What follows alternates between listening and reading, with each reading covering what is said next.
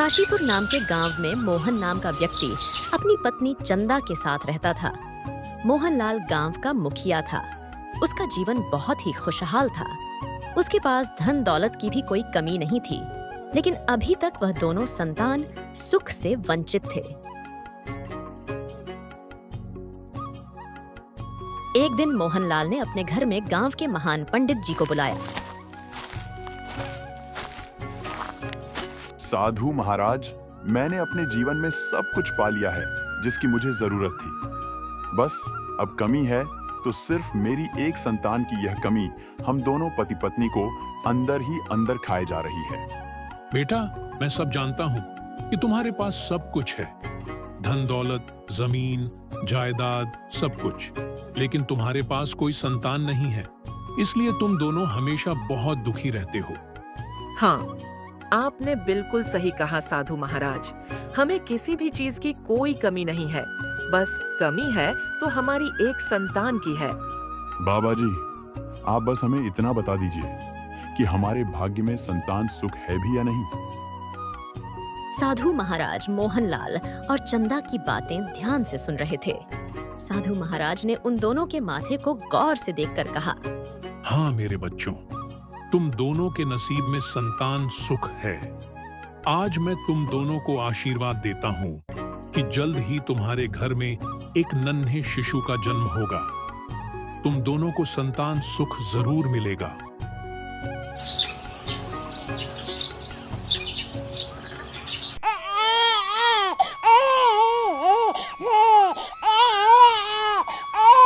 भाग्यवान देर से ही सही, लेकिन ईश्वर ने हमें भी संतान सुख दे ही दिया। हाँ जी, आपने बिल्कुल सही कहा। मैंने तो आशा ही छोड़ दी थी। केवल आप ही थे जिसके मन में पूरा विश्वास था कि हमें भी संतान जरूर होगी, और जिन्होंने संतान की उम्मीद नहीं छोड़ी थी। भाग्यवान हमें यह पुत्र साधु महाराज की ही कृपा से प्राप्त हुआ है। हाँ जी, आप बिल्कुल ठीक कह रहे हैं। साधु बाबा ने हमें आशीर्वाद दिया था, तभी तो हमें इतनी बड़ी खुशी मिली है। इसलिए भाग्यवान मैं सोच रहा था कि क्यों ना साधु महाराज को घर पर बुलाऊं और उनसे ही अपने बेटे का नामकरण करवा लूं। अजी क्यों नहीं, यह तो बहुत अच्छा विचार है। आपने बहुत अच्छा सोचा है। आप आज ही बाबा को घर बुला लीजिए। साधु महाराज से हम अपने पुत्र के नामकरण के साथ साथ इसका भाग्य भी जान लेंगे। मैंने सुना है कि साधु महाराज हर किसी का भाग्य भी बता देते हैं। तो ठीक है, मैं आज ही बाबा को घर पर बुला लेता हूँ। फिर मोहनलाल साधु महाराज को घर पर बुलाता है। महाराज जी, आज आपके आशीर्वाद से हमें पुत्र रत्न की प्राप्ति हुई है। ओह अच्छा, आखिर तुम्हें संतान सुख मिल ही गया। मैंने तुम दोनों से कहा था ना कि तुम्हारे नसीब में संतान सुख अवश्य है। हाँ बाबा जी, इसीलिए आपका शुक्रिया अदा करने के लिए हमने आपको घर पर बुलाया है। हम चाहते हैं कि कृपया आप ही हमारे पुत्र का नामकरण करें। साधु महाराज मोहनलाल और चंदा के बच्चे को ध्यान से देखते हैं और बोलते हैं, ये बच्चा भगवान का अंश है, इसलिए इसका नाम शुभांश होगा। शुभांश, अरे वाह, कितना प्यारा नाम है। बाबा कृपया हमारे बच्चे का भाग्य भी बता दीजिए। मैंने सुना है कि आप लोगों का भाग्य भी बता देते हैं। अच्छा ठीक है बेटी, मैं अभी इस बच्चे का भाग्य भी बता देता हूँ। यह बच्चा बहुत ही दयावान होगा। इसका कोमल मन, निश्चल विचार और निर्मल वाणी होगी। यह बच्चा बहुत तरक्की करेगा क्योंकि यह बहुत बुद्धिमान रहेगा। बुद्धिमान क्यों नहीं होगा पंडित जी? आखिर पुत्र किसका है? बेटी, तुम्हारे बेटे के विवाह का योग इसी गांव में रहने वाली एक पुत्री से बन रहा है। क्या साधु महाराज, इसी गांव में रहने वाली बेटी के साथ? लेकिन इस गांव में तो हमारी बराबरी का कोई है ही नहीं। फिर वह बच्ची कौन है जिससे हमारे पुत्र का विवाह होगा? उसे बच्ची का जन्म 4 माह पूर्व इसी गांव में घड़े का व्यापार करने वाले के यहाँ पर हुआ है। बेटा, इस कन्या से तुम्हारे पुत्र का विवाह होगा। चलो ठीक है बेटा, अब मैं चलता हूँ। मुझे आश्रम में भी कुछ काम है। भाग्यवान हमारे गांव में 4 माह पूर्व किस कन्या का जन्म हुआ है? पता नहीं जी, साधु महाराज की भविष्यवाणी ने तो हमें संकट में डाल दिया है। पता नहीं वह कन्या आखिर कौन है। इस गांव में तो हमसे अमीर कोई भी नहीं है, तो फिर वह कौन है जिसका हमारे पुत्र से विवाह होगा? अरे चंदा, साधु महाराज ने बताया ना कि कन्या का जन्म घड़े का व्यापार करने वाले परिवार में हुआ है। मैं आज ही उस बच्ची का पता लगा कर आता हूँ। हाँ जी, आप बिल्कुल सही कह रहे हैं। आप पूरे गांव में पता लगा कर आइए कि वह बच्ची कौन है। इस तरह मोहनलाल पूरे गांव में पता लगाता है कि किस कन्या का जन्म घड़े का व्यापार करने वाले परिवार में हुआ है। तब मोहनलाल को पता चलता है कि इसी गांव में रहने वाला लखन, जो घड़े बनाकर बेचा करता था, उसके घर में 4 महीने पहले एक कन्या का जन्म हुआ है। बच्चों की माँ उसे जन्म देकर लखन और उस बच्ची को अकेले इस दुनिया में छोड़कर चली गई है। यह सब बात पता करने के बाद मोहनलाल चंदा को सब कुछ बताता है।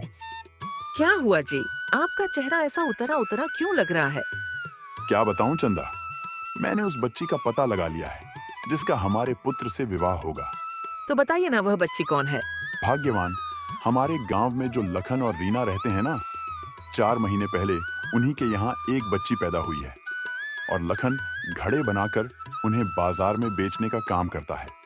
हाँ, लेकिन वह रीना तो अब इस दुनिया में नहीं है ना?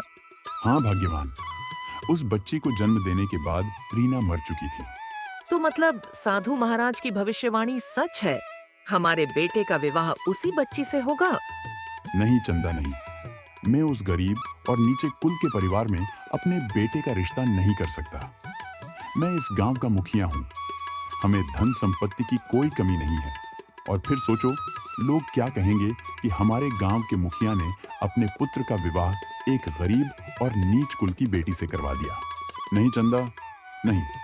चाहे मुझे कुछ भी करना पड़े, लेकिन मैं अपने पुत्र का विवाह एक घड़े बेचने वाले की बेटी के साथ नहीं होने दूंगा। ये बात तो आपने बिल्कुल ठीक कही, लेकिन अब हम क्या कर सकते हैं? फिर अगले दिन सुबह मोहनलाल लखन के घर जाता है। मोहनलाल को देखकर लखन उसे कहता है, अरे मुखिया जी, आपका हम गरीब के यहाँ कैसे आना हुआ? लखन, मैं तुम्हारे यहाँ किसी जरूरी काम से आया हूँ। मैंने सुना है कि तुम्हारे घर में कुछ महीने पहले किसी पुत्री का जन्म हुआ है और उस पुत्री को जन्म देते ही तुम्हारी पत्नी भी इस दुनिया से चली गई। हाँ मुखिया जी, आपने बिल्कुल सही सुना है। मेरी बेटी को जन्म देते ही रीना मुझे और मेरी पुत्री को इस दुनिया में अकेला छोड़कर चली गई। अच्छा, तो फिर लखन, इस बच्ची की देखभाल कौन करता है? मेरी बच्ची की देखभाल मैं ही करता हूँ मुखिया जी। आखिर मेरे अलावा मेरी बच्ची का इस दुनिया में है ही कौन? भाई, इसी सिलसिले में मैं यहाँ आया था।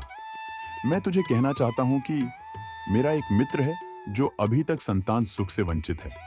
इस चिंता में उसकी पत्नी भी बहुत दुखी रहती है। उसका कहना है कि अगर कोई अपनी संतान उसे दे दे तो वह उसका अच्छे से उसका पालन पोषण करेगा और योग्य होने पर अच्छे से घर में उसका विवाह भी कर देगा। तो मैंने सोचा कि एक बार यह बात तुम्हें बताई जाए। मुखिया जी, आप बिल्कुल सही कह रहे हैं। मेरी पत्नी के जाने के बाद मैं इस बच्ची का अच्छे से ध्यान नहीं रख पा रहा हूँ। मैं दिन भर यह सारे घड़े बनाता हूँ और फिर इन्हें बेचने बाजार में चले जाता हूँ। हाँ लखन, मैंने इसीलिए ही तुमसे पूछा है।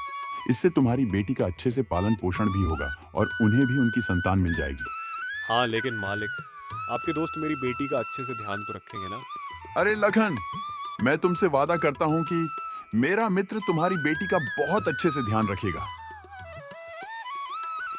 इतना कहकर लखन अपनी बेटी को लाकर मुखिया को सौंप देता है। मोहनलाल बच्ची को लेकर जंगल के बीचों बीच आ जाता है। मुझे माफ कर देना बेटी, लेकिन मैं यह सब करने के लिए बहुत मजबूर हूँ। मैं नहीं चाहता कि मेरे बेटे की शादी तुमसे हो, इसलिए इसकी कीमत तुम्हें अपनी जान देकर चुकानी होगी। मुझे मेरे बेटे का भाग्य बदलना है और मेरे पास इसके अलावा कोई दूसरा उपाय नहीं है। अब थोड़ी ही देर में इस बच्ची को कुछ जंगली जानवर आकर खा जाएंगे। इतना कहकर मोहनलाल उस टोकरी को जंगल में छोड़कर चला जाता है, लेकिन किस्मत को तो कुछ और ही मंजूर था। उसी रास्ते से एक मछुआरा गुजर रहा था जो जंगल के किनारे तालाब से मछलियां पकड़ता था। हे भगवान, आज मुझे खाली हाथ मत भेजना। काश आज मुझे कुछ ज्यादा ही मछलियां मिल जाएं।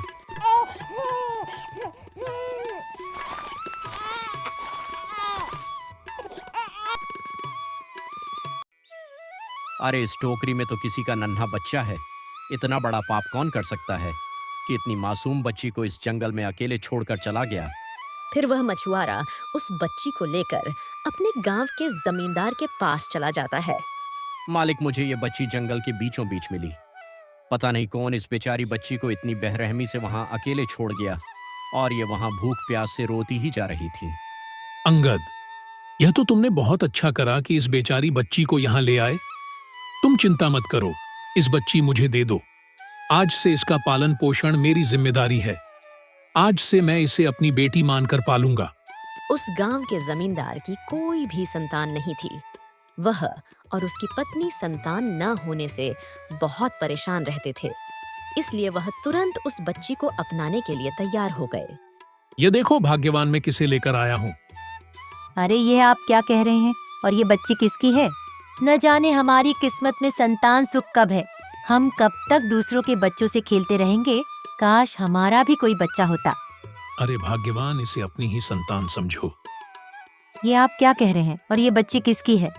अरे भाग्यवान, अभी अंगद मछुआरा मेरे पास आया था ना। फिर जमींदार ने अपनी पत्नी को सारी बातें बता दी। क्या इस बच्ची को किसी ने छोड़ दिया था? आखिर भगवान ने हमारी प्रार्थना सुन ही ली। हाँ भाग्यवान, अब हम इसका पालन पोषण बहुत अच्छे से करेंगे। हमारे पास धन संपत्ति की कोई कमी तो है नहीं, बस कमी थी तो एक संतान की। अब तो वह भी हमें मिल गई है। आज से यह हमारी बेटी है। फिर वह दोनों पति पत्नी उस बच्ची को बहुत प्यार से पालते हैं। उन दोनों ने उस बच्ची का नाम राधिका रख दिया। दिन बीत गए और अब राधिका 20 साल की हो चुकी थी। अजी सुनते हो? हाँ कहो भाग्यवान, क्या बात है? अरे अब हमारी राधिका बड़ी हो गई है, विवाह योग्य हो गई है। अब हमें उसके लिए कोई अच्छा सा वर और अच्छा सा घर परिवार देखकर विवाह करवा देना चाहिए। हाँ भाग्यवान, तुम सही बोल रही हो। अब हमें उसके लिए अच्छा सा लड़का ढूंढ लेना चाहिए। मैं आज ही दूसरे गांव जाऊंगा और किसी अच्छे परिवार का पता करूंगा। फिर जमींदार दूसरे गांव की ओर निकल पड़ता है। रास्ते में उसे एक बूढ़ा आदमी मिला। काका, मैं अपनी पुत्री के लिए कोई अच्छा सा वर इस गांव में ढूंढने के लिए आया हूँ। क्या आप मुझे किसी अच्छे लड़के के बारे में बता सकते हैं? बेटा, इस गांव में तो शादी के लिए एक मुखिया जी का बेटा है जो बहुत होशियार और बुद्धिमान भी है। वह तुम्हारी बेटी के लिए एकदम सही वर होगा। अच्छा तो ठीक है काका, मैं फिर मुखिया जी के घर ही जाता हूँ। फिर जमींदार मुखिया जी के घर चला जाता है। प्रणाम मुखिया जी, मैं पास ही के गांव का जमींदार हूँ। मैं इस गांव में अपनी बेटी के लिए एक योग्य वर ढूंढने आया था। तभी मुझे एक काका मिले। उन्होंने आपके बेटे के बारे में बताया तो मैं आपसे मिलने चला आया। अच्छा, प्रणाम भाई साहब। तो आप मेरे बेटे के रिश्ते के लिए बात करने आए हैं? हाँ मुखिया जी, मैंने आपके बेटे की बहुत बातें सुनी है। मेरी बेटी भी बहुत सुंदर और गुणवान है। मैं आपके पास बहुत उम्मीद लेकर आया हूँ। जमींदार साहब, हम भी अपने बेटे के लिए एक अच्छी सी लड़की ढूंढ ही रहे थे। अरे वाह सरपंच जी, यह तो बहुत ही अच्छी बात है। मेरा आपसे अनुरोध है कि आप लोग एक बार हमारे घर आकर हमारी बेटी से मिल लीजिए। जरूर जरूर जमींदार साहब, क्यों नहीं। फिर अगले दिन ही मोहनलाल अपने बेटे को लेकर जमींदार के घर जा पहुंचा और वहां उन्हें राधिका बहुत पसंद आई। उन लोगों ने मिलकर विवाह भी तय कर दिया। मोहनलाल यह देखकर बहुत खुश था कि उसने विधि का विधान ही बदल दिया, लेकिन कुदरत ने तो अपना करिश्मा दिखा ही दिया था। कुछ ही दिनों में की शादी भी हो जाती है। यूं ही कुछ महीने बीत जाते हैं। देखा, भाग्यवान पंडित जी की कही हुई बातें गलत साबित हो गईं और मैंने तो विधि का विधान ही बदल दिया। उस नीचे और गरीब कुल की बेटी से मैंने अपने बेटे की शादी आखिर नहीं होने दी। हाँ जी हाँ, बात तो आपने बिल्कुल सही कही। अब हमें चिंता करने की कोई जरूरत ही नहीं है। अब तो हमारे बबेटे की शादी भी हो गई है, वह भी अच्छे घर में। तो क्यों ना अब हम साधु महाराज को बुलाएं और हमारे बच्चों को आशीर्वाद दे। हाँ हाँ भाग्यवान, मैं आज ही उन साधु महाराज को घर पर बुला लेता हूँ और उन्हें भी कहूंगा कि देखा, साधु महाराज, आपकी भविष्यवाणी हमने बदल दी। हमने तो हमारे बेटे की किस्मत ही बदल दी। फिर मोहनलाल साधु महाराज को अपने घर बुला लेता है। क्या हुआ बच्चों? तुमने आज मुझे अपने घर क्यों बुलाया है? साधु महाराज, आज हमने आपको इसलिए यहाँ बुलाया है ताकि आप मेरे बेटे और बहू को आशीर्वाद दे। इनकी अभी नई नई शादी हुई है। अच्छा, तो ऐसी बात है। तुम दोनों सदैव खुश रहो मेरे बच्चों, यही मेरा आशीर्वाद है। आपका बहुत बहुत धन्यवाद साधु महाराज। ठीक है महाराज जी, अब हमें आज्ञा दीजिए। मां राधिका को हमारा गांव देखना है, इसलिए हम दोनों गांव की बाजार में थोड़ा घूमने जा रहे हैं। अच्छा ठीक है बेटा, तू जा। देखा महाराज जी, आपकी भविष्यवाणी आखिर गलत साबित हुई। क्या भविष्यवाणी गलत साबित हुई? मैं कुछ समझा नहीं बेटा। अरे बाबा, आप ही ने कहा था ना कि मेरे बेटे की शादी इसी गांव के रहने वाले लखन की बेटी से होगी, लेकिन ऐसा नहीं हुआ। हमारे बेटे की शादी तो पड़ोस के गांव के जमींदार की बेटी से हुई है। अरे नहीं नहीं बेटी, ऐसा नहीं हो सकता। मेरी भविष्यवाणी कभी गलत नहीं होती है। मैं महान तपस्वी साधु हूँ। मेरे मुख से निकली हर बात सच ही होती है। और यह बात भी सच है कि तुम्हारे बेटे की शादी लखन की बेटी से ही हुई है। यह बच्ची उस ही लखन की बेटी है। महाराज जी, अब आपकी भविष्यवाणी गलत साबित हो गई है, तो अब आप बात को मत घुमाइए। हमारे बेटे की शादी तो जमींदार साहब की ही बेटी से हुई है। और अगर आपको हमारी बातों पर भरोसा नहीं है, तो आप खुद उनसे पूछ सकते हैं। अरे नहीं बेटा, मुझे किसी से कुछ पूछने की जरूरत नहीं है। सच चाहे जो भी हो, लेकिन यह बच्ची उस ही लखन की बेटी है जिससे तुम्हारे बेटे की शादी हुई है। चलो, अब मैं चलता हूँ। इतना कहकर साधु महाराज वहां से चले जाते हैं। भाग्यवान, यह साधु महाराज ने क्या कहा? कहिए, ये वही लड़की तो नहीं? अजी, आप एक काम कीजिए, आप जमींदार जी के घर जाइए और वहाँ जाकर उनसे पूछिएगा कि यह बेटी उनकी ही है ना। हाँ चंदा, तुम ठीक कह रही हो। मैं अभी ही उनके घर जाता हूँ। फिर मोहनलाल जमींदार के घर के लिए निकल जाता है। अरे समाधि जी, अचानक से यहाँ कैसे आना हुआ? सब ठीक तो है ना? हाँ, सब ठीक है, लेकिन मुझे आपसे एक बात पूछनी थी। मैंने सुना है कि राधिका आपकी बेटी नहीं है। हमारे गांव के एक महान तपस्वी ने उसका चेहरा देखकर बताया कि वह आपकी बेटी नहीं है। लगता है कि अब समाधि जी को पूरा सच बताने का समय आ ही गया है।